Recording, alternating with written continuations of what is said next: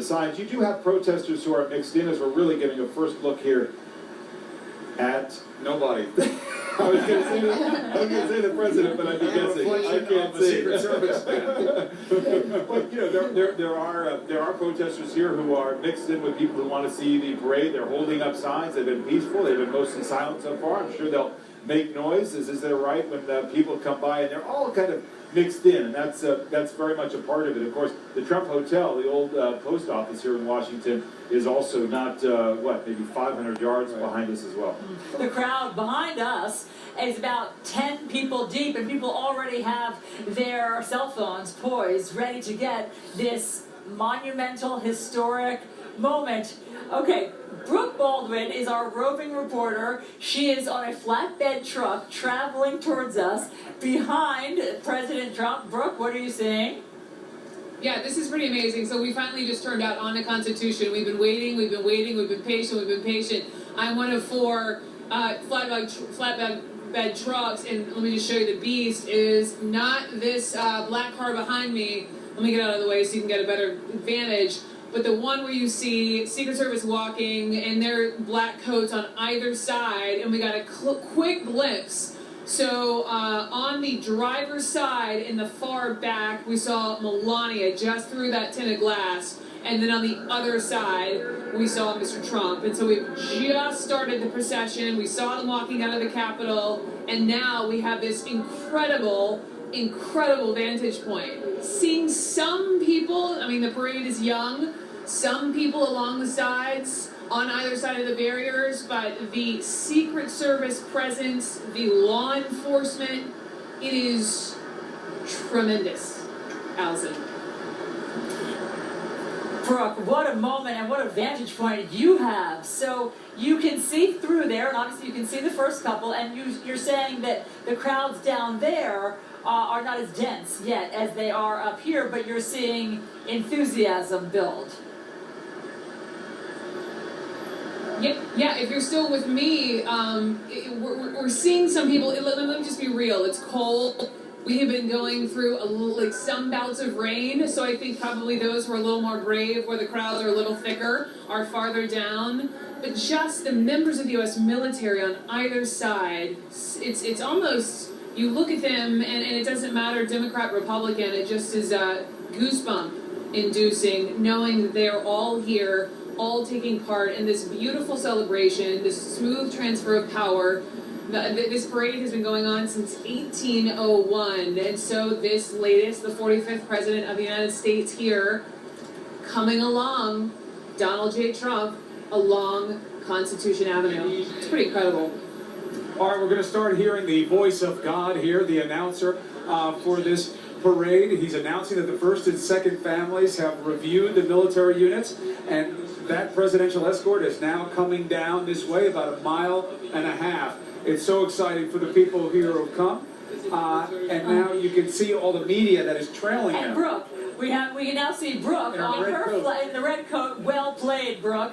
There she is waving in the flatbed truck, along with just that, battalion of black cars. And she doesn't know how good she has it. She says it's cold. This is nothing by inauguration standards here in D.C., right, David? I mean, we've seen some really harsh weather. Well, and former President Obama, when they got out, and Mrs. Obama in 2009, that was a very, very cold morning, to be sure. But this is really also a chance to reach the people. I mean, again, people who come from around the country, and I think the president talked so much about returning government to the people. So in the middle of a highly organized, or rather orchestrated, choreographed day that is about pomp and circumstance, about continuity of government and the transfer of power, he stood up in front of all of those presidents, as has been noted, saying, they were all part of the problem. The political elite is part of the problem, and now it's back in touch with the people. As I say, we've run into people throughout the day who have been so enthusiastic about being here, who really like that message, who like the idea that this disruptor of our electoral process is coming in, and now is the president, and is going to disrupt this place. They like it. They're coming for a visit. They want to see a lot of it. And this is just sheer excitement, I think, too, for the first couple to be able to reach out and not quite touch people, but get pretty close as they enjoy a day that is really in celebration of them and of the presidency. We've been talking about when and where Mr. Trump will get out to glad hand with the people. We know that he likes that very much. We anticipate that he will do that. Jimmy Carter started that tradition, I believe. We should say that Secret Service knows where he'll get out. I mean, Yeah, he they won't actually just jump will. out spontaneously. They really know will what decide. I mean, one of the things he's going to have to learn is that he doesn't really belong to himself anymore. He belongs to the American people. His safety is paramount to the security of our democracy. So he's not going to do anything if they don't let him. But this is a progress that he's got a lot of leverage negotiating. And Kate, what do you think? I mean, how is Melania just absorbing all of this? This isn't what she signed up for originally when they got married. Can you imagine just sort of living your life and getting married? I don't think she ever had any idea she would one day be First Lady of the United States. And we haven't seen Melania publicly since New Year's Eve at Mar-a-Lago, before she arrived in Washington last night. But that was, she has laid low in this transition She took period. some lumps at the convention. She certainly did. With the speech and the plagiarism Right. and how it was handled, frankly, by those in charge of the campaign, not so much Melania. I think by all estimates, she exceeded expectations with her delivery, but how the campaign handled the writing of the speech, she disappeared after that for a while. She certainly did. And I think her first priority is Barron, is her son. And we saw her parents here today as well, so she's very close with her parents. She's a homebody for all intents and purposes, but this is her moment to shine. I think, people want to welcome her to Washington. They want to make sure that she feels like this is home when she does move here. But this is certainly overwhelming. I mean, how can it not be? I mean, she didn't sign up to marry a politician. He wasn't a politician when they got married. And Right. certainly not the President of the United States. And now her life changes. As we've discussed, she will stay in New York. That's unprecedented. Yes. But every single aspect of her life will change. Yeah, completely. The president tells a story, though, that when he was talking about running, and he was thinking, well, maybe I'll get in there and I'll see what happens. He says that Melania, his wife, said, if you run, you're going to win. So make sure that you want to be president if you run. And she was right. Often in campaigns, we talk about how voters take the measure of politicians and they try to imagine that candidate in the Oval Office. And I think for a lot of even supporters of Donald Trump, that was tough. Even supporters thought, well, he doesn't really have the qualifications, doesn't really have the temperament, and yet they wanted enough change that he was ultimately the change agent. I think what's significant about this beautiful part of our transfer of power is that Americans and citizens all over the world who are watching us are really getting a look at now President Trump. They are no longer having to imagine him in this role. They are trying it out. This is him in the role. It's going to provide a lot of excitement for some, a lot of opposition for others, but they're seeing him in that role for the first time and how he wears the presidency. Saw a little bit of it at the luncheon. I thought the inaugural was a lot like his Republican acceptance speech at the convention. But again, these are the trappings of office that we start to see him in and let wash over us. And here you see people not just along the streets, but you see people in buildings, at windows, looking out and watching the 45th president go by. Someone with a great vantage point is Brooke Baldwin. She is on the move with the president. She's on the back of a flatbed truck. Brooke, where are you now? I did pass you guys on the gym, but I just got on the big CNN set. Waving at you all there. So we've been making our way down Constitution. If you want to, I don't know what the shot is, but I'm in a truck, 2 trucks ahead of the Beast, and we saw flanked Secret Service. But I think that one thing that is so incredibly notable beyond all these, supporters of Donald Trump, the impact branch of the U.S. military represented on either side of the street, and as you watch, each and every one of them saluting 45th president. As the president continues to pass by, and every single one of them saluting. John Berman is somewhere near me.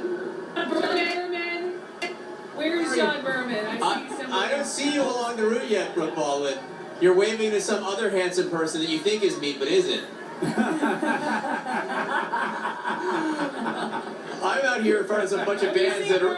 I'm seeing a bunch of bands waiting to get into the parade. I've seen a number pass by already. We also saw Tom Barrack, who's the chairman of this entire inauguration, drive by in one of the lead SUVs waving to the crowd. I'm not sure they know who he is, but he knows who they are, and he's certainly appreciative of them all being here, to be sure.